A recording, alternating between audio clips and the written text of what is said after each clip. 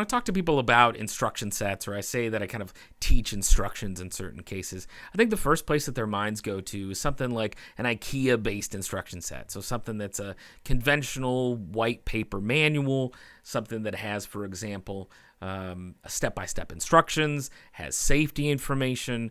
If you haven't read an IKEA product manual in a while, they also have these little hairless blob creatures that are there to help you through the process and teach you valuable lessons like don't just stare at the pile of rubbish that you're putting together, but stare at your friend who's there to help you along the way. But it's important to remember that these instructions aren't completed by like shapeless blob creatures in a void like Oompa Loompas, but are completed by actual people in the world, people with real bodies that have different types of needs, including needs related to their hair. With things that have something like your body is on the line, like if something with my hair, if I burn my hair in the process of doing something, I would definitely be upset more than if I break a vacuum cleaner, for example. It's a person now. It's something, hair is something that is attached to your body. It's not your vacuum cleaner. It's not your car.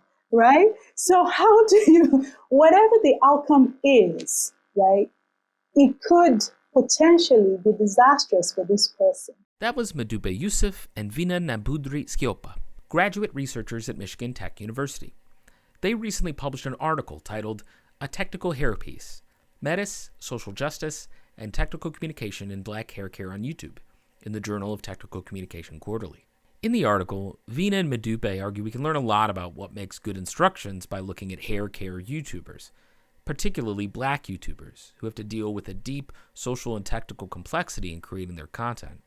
These videos that we have encountered, at least, do a combination of things. They do product reviews, or they review the original instruction that you get, and they add voice to that. So that's already one way of kind of saying that they're already doing technical work, because tech comm work, because they are looking at manuals and saying, don't try this, try something else, or attest this with something more. You can use a substitute instead if you don't have this specific tool. In general, hair care is one of those topics that can really change drastically depending on the user.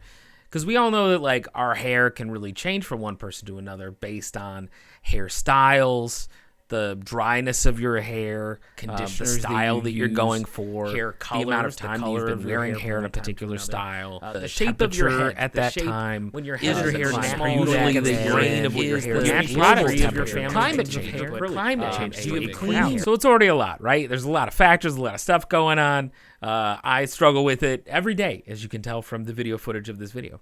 But it's even more complicated when it comes to black hair, where there are not only physical differences from other textures of hair, but also deep connections to racist attitudes and institutional practices, meaning that the daily experience of cleaning, styling, and living with black hair requires its own type of knowledge that doesn't make it into your average instruction manual. Yeah, follow these steps, your head is not going to get burned, but yet your head gets burned. And who are you going to owe? Because those kind of manuals will tell you it's something you're doing wrong. No matter how, those manuals tell it's something, it has to be a fault of yours. So when YouTubers, use, their own bodies to show us why it is not the person's fault that they followed the instructions to the letter, but there are additional things. As people talk about what is relevant information that needs to go in the document, how do we, situate it in the context in which the users are going to encounter this? And that context was something that we saw that they were much more richly describing for the users. So they took the time to talk about the difference of hair types or skin types. In this case, obviously hair types.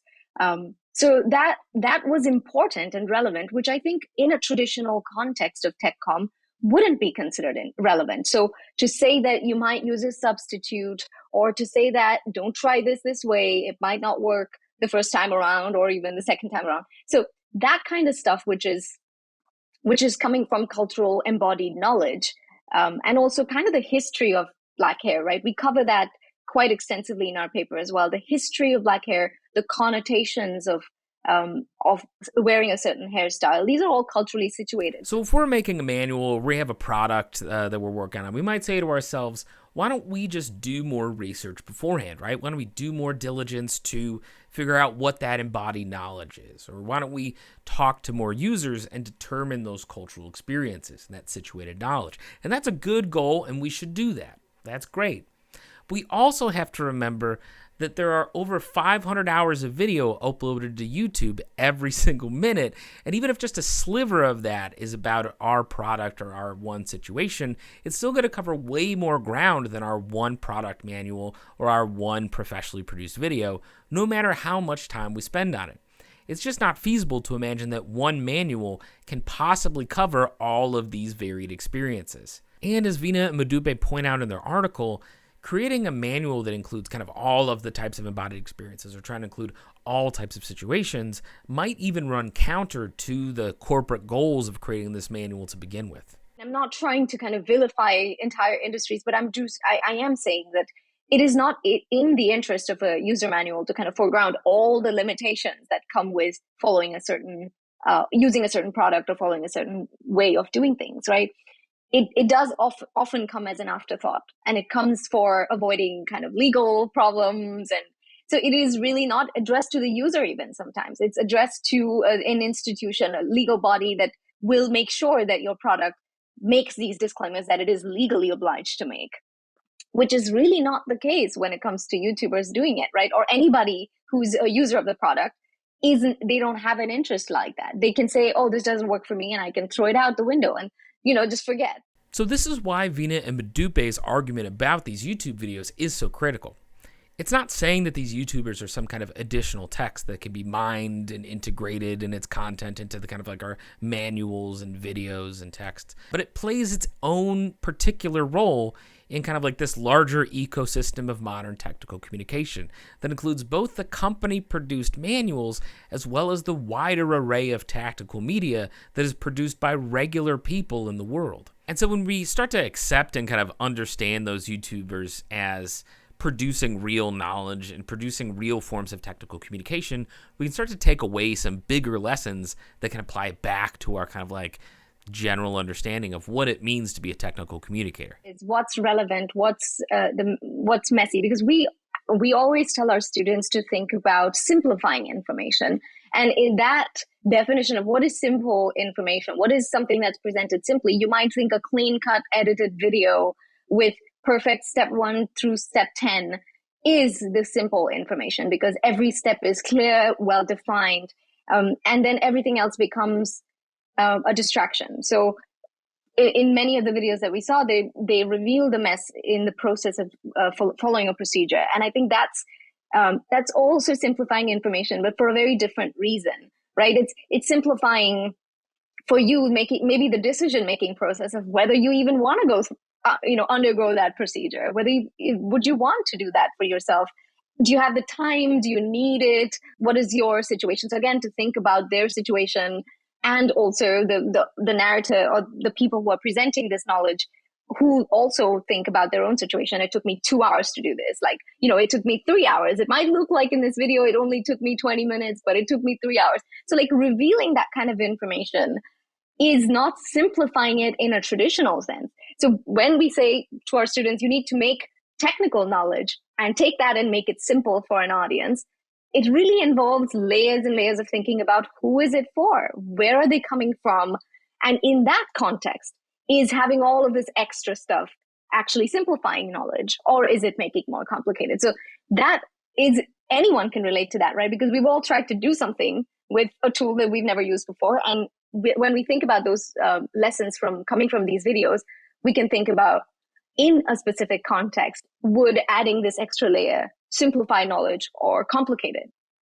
And I think that's the value of looking at alternative communities and spaces where this knowledge is circulating within. So there's value in the work. You can look to all of these places to see how can we challenge existing knowledge systems. How can we, because there's a lot more to consider now. We have more affordances with technology and all of that. How can we incorporate this in ways that bring justice to people that may have been sidelined by previous ways of doing things. In talking with Modupe and Veena, I thought a lot about what we lose when we're constantly trying to target that broadest possible audience with our instructions, right? When we have that mental model of everyone in the world that starts to be reduced to almost like those blob-like creatures from the IKEA manuals that I showed at the start.